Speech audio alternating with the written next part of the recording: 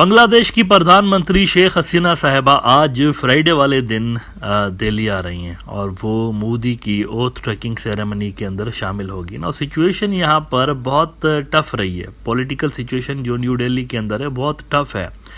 4-5 पार्टियां king maker बनी हुई हैं। सिर्फ आप इससे अंदाजा लगाइए कि मोदी की जो पार्टी है उसने 240 सीटें ली हैं, 32 सीट्स शॉर्ट है वो गवर्नमेंट बनाने के लिए। और जो इंडिया ब्लॉक है, इसका विरोधी इंडिया अलायंस है, उन्होंने ली हैं 232 सीट्स। सिर्फ 8 सीटें बीजेपी उनसे ऊपर है। इसका मतलब यह है कि ये 3-4 पार्टियां जो कि मिलके बीजेपी को सपोर्ट कर रही हैं गवर्नमेंट बनाने के लिए, यही पार्टियां अगर इंडिया अलायंस को सपोर्ट कर लें तो इंडिया अलायंस की गवर्नमेंट बन जाएगी। और आगे चलकर अगर इनमें से 1-2 पार्टियां नीचे चली गई, इधर उधर हो गई अलायंस से, तो भी गवर्नमेंट गिर जाएगी, वोट ऑफ नो कॉन्फिडेंस आ सकता है। इस तरह की गवर्नमेंट बन रही है वहां पे। अब जरा पाकिस्तान के बड़े इंग्लिश न्यूज आउटलेट डॉन की ये स्टोरी देखिए। India defeats hat, Modi left eight mercy of Muslim friendly allies. ये जो 3-4 पार्टियां हैं, अगर आप इनकी पॉलिटिक्स का पैटर्न देखें तो वो मैच करता है राहुल गांधी की पॉलिटिक्स के साथ। है मोदी के तादी, लेकिन पॉलिटिक्स का पैटर्न इनका लेफ्टिस्ट है। तो सूरत हाल यहां पर ये बनी हुई है। और अगर आगे चलकर इनमें से एक पार्टी भी अलायंस से निकल गई तो मोदी की रिक्वायर्ड जो मेजोरिटी होती है 272 मेंटेन रखनी पड़ती है, वो हिल जाएगी। तो इस तरह की एक लूली लंगड़ी, मैं शुरू से लेकर कह रहा हूं, लूली लंगड़ी सरकार बना रहा है ये। इसके अंदर कोई दमखम नहीं है। तो अब सवाल यहां पर यह पैदा हो रहा है कि इस तरह की सरकार आने से इंडिया और बांग्लादेश की टाइज में क्या फर्क पड़ेगा, किस तरह के रहेंगे। देखिए, पब्लिक लेवल पर तो कोई चेंजेस नहीं आएंगी। इंडिया आउट कैंपेन वहां पर आपने रिसेंटली देखा कितनी ज्यादा सक्सेसफुल रही है। एंटी इंडिया सेंटीमेंट्स जो कि शुरू से लेकर हैं, इवन 1971 से भी पहले इस रीजन के अंदर एंटी इंडिया सेंटीमेंट्स रहे हैं। 1947 में जो इंडिया स्प्लिट हुआ है और ये जो बांग्लादेश वाला रीजन इंडिया से अलग हुआ है, तो पाकिस्तान का रीजन अलग हुआ ना, ये भी अलग हुआ।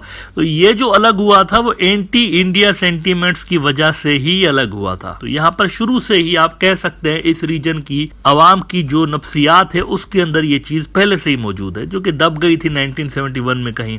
वो जो शेख मुजीबर रहमान साहब की मूवमेंट थी उसके अंदर ये दब गई थोड़ी सी, लेकिन ये फिर से उठ गई है, दोबारा से उठ गई। इसको शांत करना इतना आसान नहीं है किसी भी पार्टी के लिए।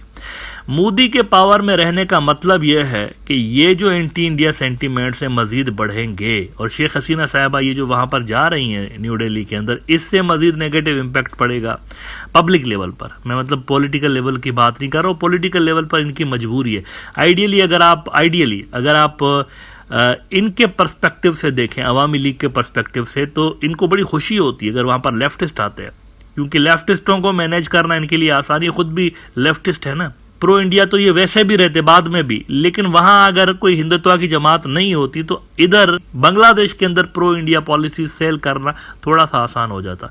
अभी मुश्किल उनको लगता है बहुत, क्योंकि उधर ऐसे बंदे हैं जो कि मतलब गालम गलोच और मुसलमान ये तो इस तरह की बातें करते रहते हैं। लेफ्टिस्टों के साथ डील करना इनके लिए ज्यादा बेहतर रहता है, आसान रहता है। तो मोदी का आना इनके लिए भी एक तरह से देखा जाए तो इतना मतलब कोई अच्छी आउटकम है नहीं। एक बड़ा Hong Kong based international news outlet है एशिया टाइम्स, उन्होंने कल इसी हवाले से एक इंटरेस्टिंग ओपिनियन लगाया कि मोदी के आने से बांग्लादेश के और इंडिया की टाइज पे क्या असर पड़ेगा। वो कहते हैं कि more Modi more anti India sentiment for Bangladesh. जितना मोदी रहेगा उतने ज्यादा एंटी इंडिया सेंटीमेंट बढ़ेंगे। Bangladesh leader will attend Modi's oath taking ceremony while many of her compatriots will double down on anti-India boycott। Awami league की जो सरबराह हैं वो तो वहां पर होंगी, लेकिन ये जब वहां पर होंगी तो इससे मजीद इनके मुल्क के अंदर एंटी इंडिया सेंटीमेंट्स बढ़ेंगे, फैलेंगे कि ये देखो अभी भी मोदी के साथ है। कहते हैं Indeed Hasina has had a hard time assuaging the increasing number of opposing and dissenting voices that propagate the narrative suggesting her prolonged tenure, spanning a record 4 consecutive terms, owes largely to Modi's support।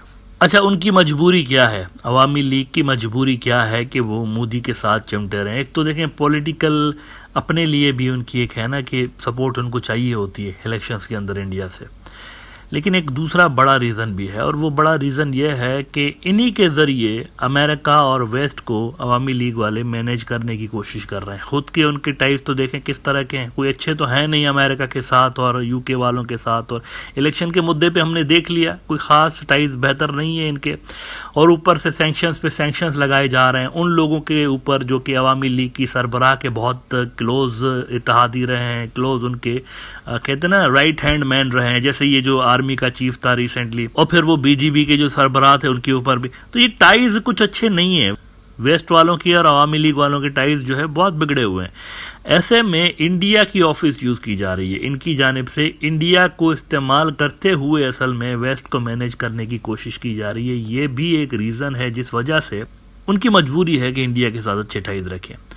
और बीच में ये जो garment की industry Bangladesh की थोड़ी सी down हुई है, इसमें भी सैंक्शंस से कहा जा रहा है कि लगने वाले थे, तो उसमें भी इंडिया के ऑफिस को यूज करते हुए इन्होंने नेगोशिएशंस की हैं वेस्ट वालों के साथ। एशिया टाइम्स की स्टोरी के अंदर अगर आप ये हिस्सा देखिए कि garments accounted for nearly 85% of Bangladesh total export in 2023, hitting a record of $47 billion in shipments.